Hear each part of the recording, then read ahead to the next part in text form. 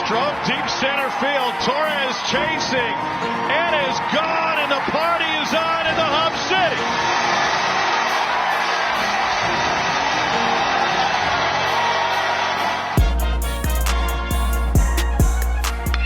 And he launches this one into the trays. Goodbye. And add to it. Straight to the roost.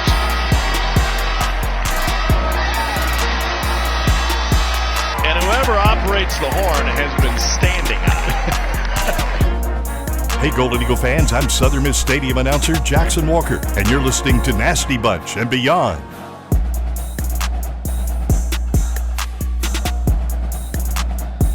How's it going, everybody? Welcome in to another episode of Nasty Bunch and Beyond. I'm your host, Dalton Trigg. You can find me on X at Dalton_Trigg. You can find the pod account at Nasty Bunch Pod on Twitter or Instagram. And then also we have our Southern Miss Golden Eagles on SI Facebook page that is growing rapidly by the day.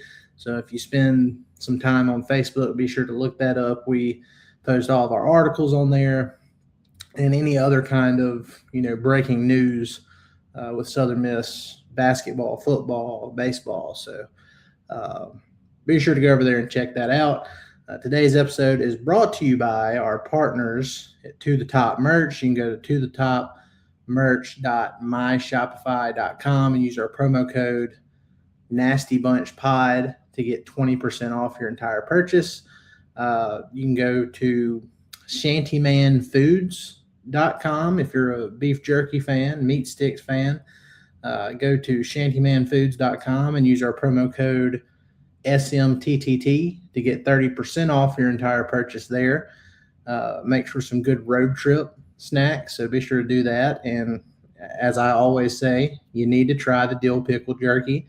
Everybody I've told that has tried it has given a great review of it. So be sure to go do that and let me know what you think if you do try it out, because I feel like it's one of the more unique jerky flavors out there. So, and then today's episode is also brought to you by To The Top Collective. Be sure to go to tothetopcollective.com. Consider joining over there, giving over there to help further enhance the lives of our student athletes, which in turn makes a positive impact on Southern Miss athletics as a whole. So be sure to go do that.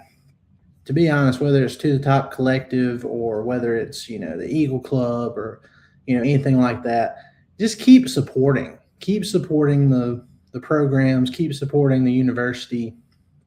Obviously, you're never going to be able to give as much as you probably want to give at times. I know I can't. There's some times where I just, I can't do what I want to do, but, just try to be as consistent as you can with what you give. And, just no matter how a season ends or how disappointed you might be in something that just happened, I hope everybody can stay encouraged and just keep supporting the programs because they need it. And for us to get where we want to be,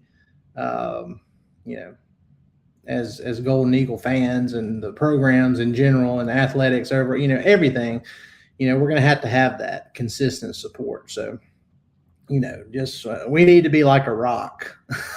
We need to have everybody stepping up and, giving where they can. And hopefully we see some big things with this program going forward because of that. Because, look, this last sports year, I get that none of the seasons ended, like the ultimate ending to all the seasons didn't go the way we wanted it to.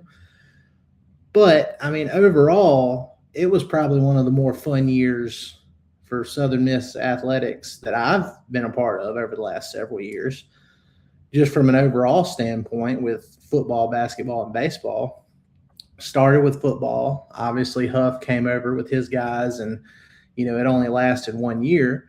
But, the football team turned around. You go from being 3-9 2 years ago and then 1-11 1 year ago in football. And next thing you know, you're 7-2. You're playing meaningful football at the end of the year. And, it obviously didn't end the way we wanted it to. Football team ended up losing out. Still had a winning record on the year, though, 7-6. That's a big turnaround from what we were used to over the last couple of years. And, now it's another big changing of the guard with Blake Anderson and a brand new roster. You have a couple guys coming back from, last year's team, but overall, it's basically a new roster. You got some new staff members, and Blake Anderson's trying to kind of set his foundation and put his imprint on this team. And look, it's probably going to be, like when I talked to Joe Paul about this a few weeks ago, it's one of those things where you're kind of tempering your expectations for this upcoming football season because there's been so many changes. But with that being said, Blake Anderson knows how to establish a culture and have a tough team. Or as Dr. Paul said, you can he's a problem solver, talking about Blake Anderson. It's like, yeah, we may not have everything we want as far as, the roster construction goes right now, but they're problem solvers and they're going to try and find a way to win some football games. So, but overall, football did a 180 from what we were used to seeing over the previous 2 years. Basketball, despite having, Isaac Tavares get hurt and miss like 2 months in season, ended up making a run there at the end of the year. And despite being the 8th seed in the Sun Belt tournament, made it all the way to the semifinals. They were 1 win away from being in the Sun Belt championship. And then they just couldn't get it done in the semifinals against Troy. They would have had to have won 5 games in 5 nights. And they won 3 games in 3 nights and almost got that 4th one to get to the championship. But it didn't work. I think the outlook for basketball, men's basketball, is going to be, very hopeful for this next season. Later this summer, I'm going to do some individual player profile pieces on Southern Miss Golden Eagles on SI to kind of get everybody a little bit more familiar with the new guys that are coming in. But look, it's almost like a blessing in disguise, really, because when the offseason started, we kind of thought, like, okay, Tyleik Weeks is gone. He went to Memphis. Isaac Tavares had entered the transfer portal. We had heard about, some of the offers he had received from bigger schools. Well, Isaac Tavares this week announced that he's coming back to Southern Miss. So, that's a big development because Jay Ladner and his coaching staff pretty much approached this offseason and building this roster based on the assumption that both Tyleik Weeks and Isaac Tavares were going to be gone. So, they stacked up with a great transfer portal class, in my opinion, and some high school guys coming in, some freshmen. And like I said, we'll get into some individual names that I'm excited about with the basketball team a little bit later down the road. But overall, it was a great transfer class, even before this Tavares news broke. So now they've gone out and added more athleticism and three-point shooting. And now you're, potentially bringing Tavares back into the mix with a deeper, better three-point shooting team on paper. Obviously, they got to go out there and do it on the court for it to matter. But, on paper, this seems like it's going to be a very well-rounded roster. And, whereas last year's team just didn't have the three-point shooting, it was all downhill. And, we saw how that kind of hurt them in that semifinals game because Troy packed the paint and just dared them to shoot three-point shots. And, it just wasn't there that night. It didn't happen. So I think there's going to be more balance to the offense to this year's team. Defensively, are they going to be as gritty as last year's team? I don't know. The athleticism's there. I think the talent's there. But we'll see how long that takes to gel on the court. But I would go out on a limb and say that there's a lot more positive outlook or immediate future outlook for men's basketball than there is football, just because of, everything I'm seeing and who's coming back and some of the guys that they've brought in to replace some of last year's team's production. But like I said, I wouldn't discount Blake Anderson doing something this year. And look, and like I said, I'm tempering expectations for football. But if you came to me right now and said, Blake Anderson's going to go 6-6 and be bowl eligible in his first year, I wouldn't be shocked at that. I mean, am I banking on it? Given everything that's gone down, probably not. But I wouldn't be shocked by it at all. So, we'll see how it goes. But, football, basketball, both had winning seasons. And then baseball, of course. 10th consecutive 40-win season, Sun Belt championship, regular season, and tournament. Third tournament championship in the last 4 years, but just didn't have the ending we wanted with that, with how things turned out in the Hattiesburg Regional. Little Rock ended up winning that regional as the 4 seed, and then Troy just trounced Little Rock in the the Troy Super Regional, which unbelievable how of course that's kind of our luck, right? Last year we take that, despite losing the first game to Columbia last season, ended up coming back through the losers bracket, eliminating Alabama, eliminating Columbia, winning a game against Miami in blowout fashion to force a game 7. And then you end up losing that game 7 by just 1 run, heartbreaker. And then Louisville ends up winning their regional as the lower seed. So it's like, of course, had we, pulled that off, we would have been hosting super regionals last year. And then this year, as the 9 seed, you paired up with the 8 seed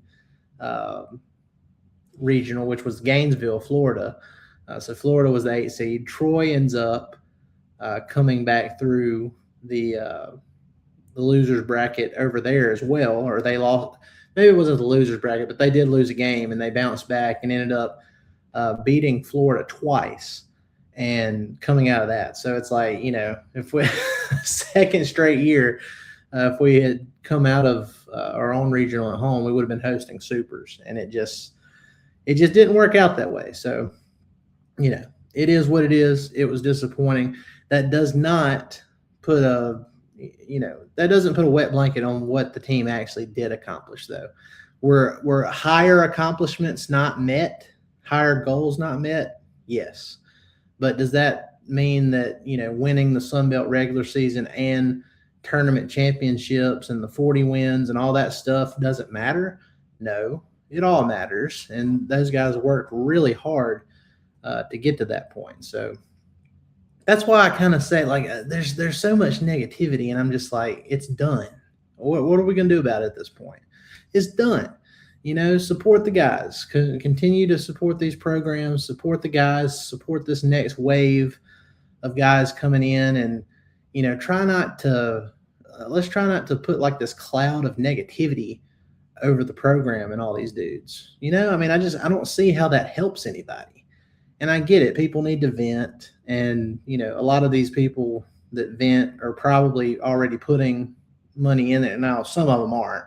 I think there's some people that just complain that that probably don't actually put their money where their mouth is. But there are a handful of them that do. And I get the frustration there because they're thinking like, well, you want more return on your investment. But just keep supporting these guys, y'all. It's going to happen at some point. You keep knocking on that door, the door is going to open at some point. Like, just keep on going, and we'll see how it goes. But overall, I kind of got some flack the other day because somebody on Twitter asked how you would grade this previous sports year, Southern Miss sports year, and I said I'd probably give it a solid B+. With the only reason it not being an A being how the seasons ended, ultimately ended at the very end. So And that's not saying that they were that close to realizing the ultimate goal, but just based on how the teams did last year overall, the big three, football, men's basketball, and baseball, those big three compared to how they did the previous year, I thought it was a B+. And I had a lot of fun in each season. And I mean, I looked it up, this was the first year since the 2022-23 sports calendar year that Southern Miss football, basketball, and baseball all had winning records. So, you can say what you want to about the end results and how things could be better and everything, but bottom line is they all had a successful year in their own right.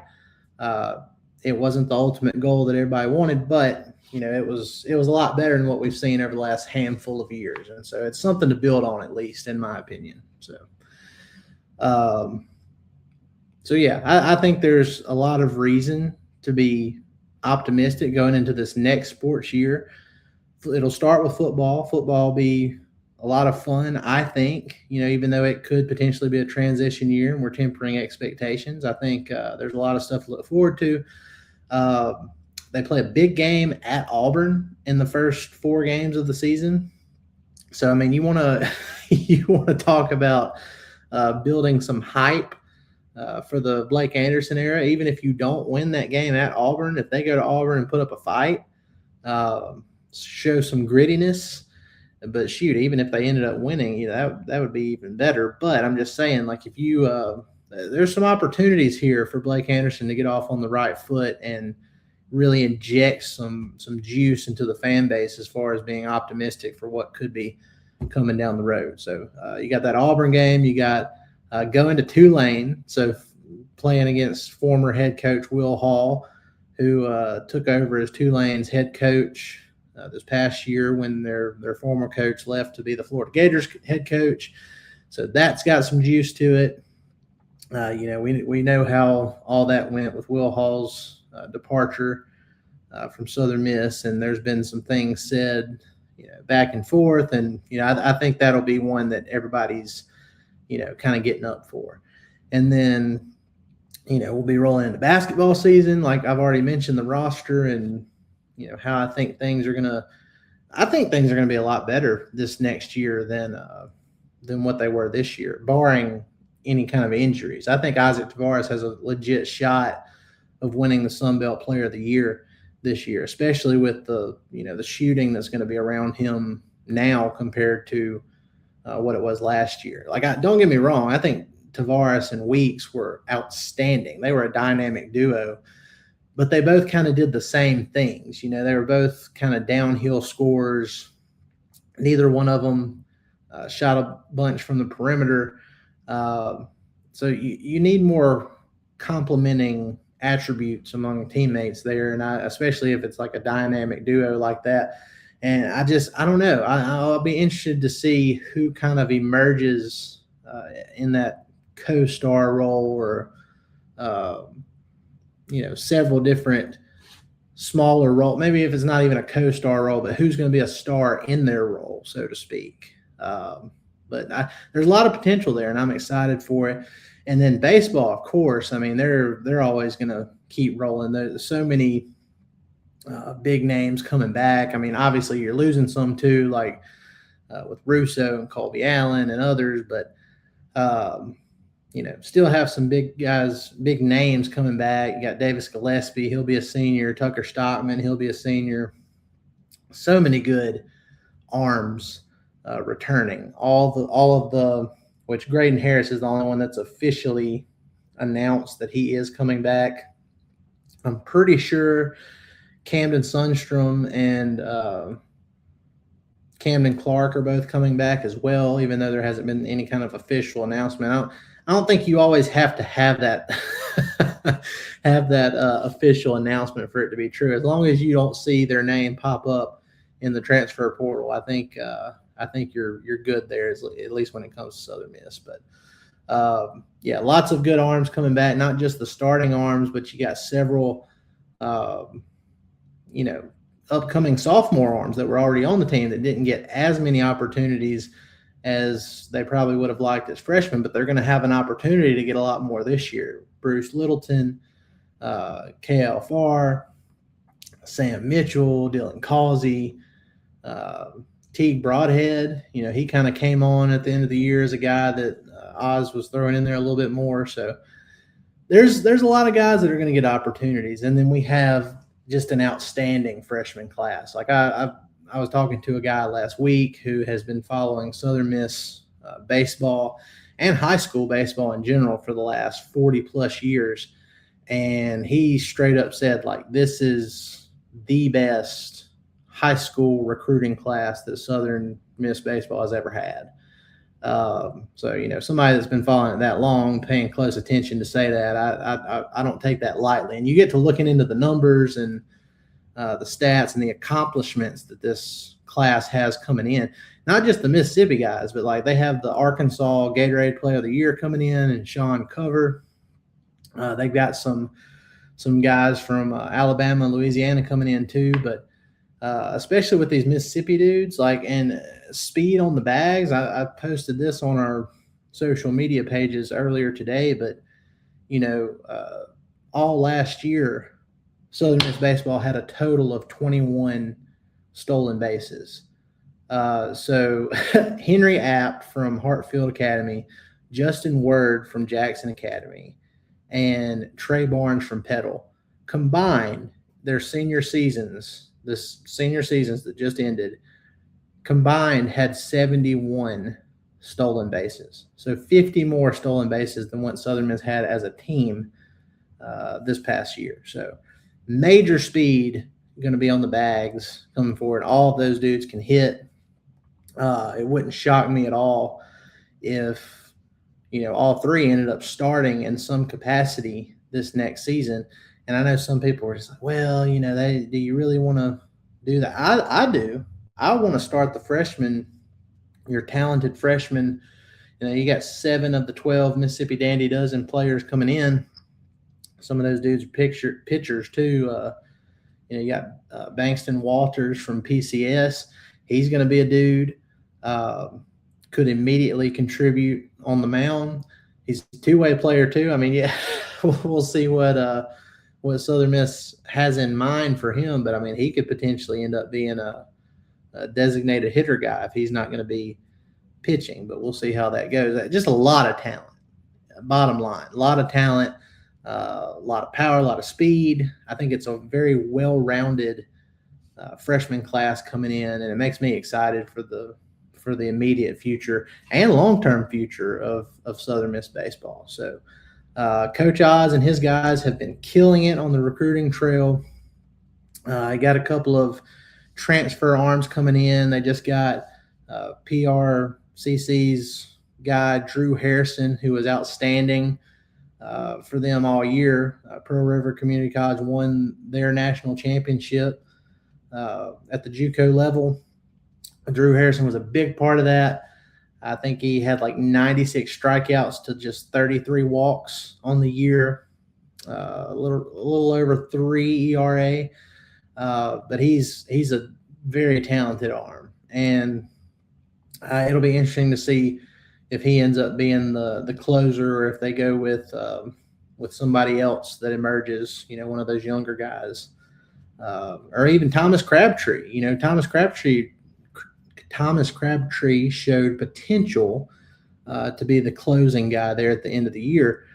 So we'll see going into his senior year if he ends up being that guy to start the season, or if they want to throw him in there as maybe a starter for the midweeks. But now that I've talked about it out loud, I do think that Thomas Crabtree will start the year as the main closer, the first closer.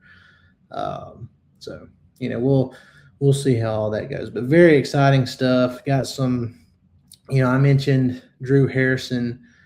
He was a commit to Jacksonville State, but Jacksonville State's coach left to go to Grand Canyon.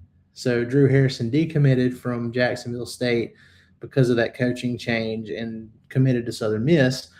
Well, then, Jacksonville State's coach went to Grand Canyon. Well, Grand Canyon's first baseman, Cannon Peary, is coming to Southern Miss now too. So it's kind of like a triangle web type thing. Like, it's funny how all that stuff works. But Cannon Peary, 6'3", first baseman, right-handed first baseman, batted nearly 300 last year. He'll be a senior this year.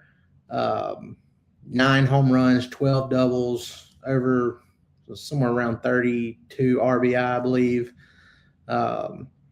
He's got some power, and he can hit. And, he had a .986 fielding percentage, I believe. So, really good plug-in first baseman there from the transfer portal, which you need because, you're losing Matthew Russo, who's been such a big piece of this thing for the last several years. But we've seen how Coach Oz, they don't go crazy with the transfer portal, but they're very good at identifying guys who they can plug in and have very effective. How do I want to word this? You piece it together, basically. It's not going to be like a fix for the foreseeable future because obviously this guy's a senior coming in. But for this next season, it can help you kind of bridge the gap to keep you from having to throw somebody in there that has no experience whatsoever. So we'll see how that goes. I think that's a very sneaky pickup, just like how it was sneaky getting Kyle Morrison last year, who had similar numbers to what Cannon Peary had at Grand Canyon, and we saw how that worked out for Kyle Morrison in Hattiesburg. So hopefully it's the same situation with him. But like I said, I'm excited about all three. I think we're on the right path, and I think we're in for some good things going forward. And like I said, football is the only one I'm really kind of tempering my expectations for a little bit more than the rest. But, basketball and baseball, I'm like full speed ahead with my optimism for this next season. So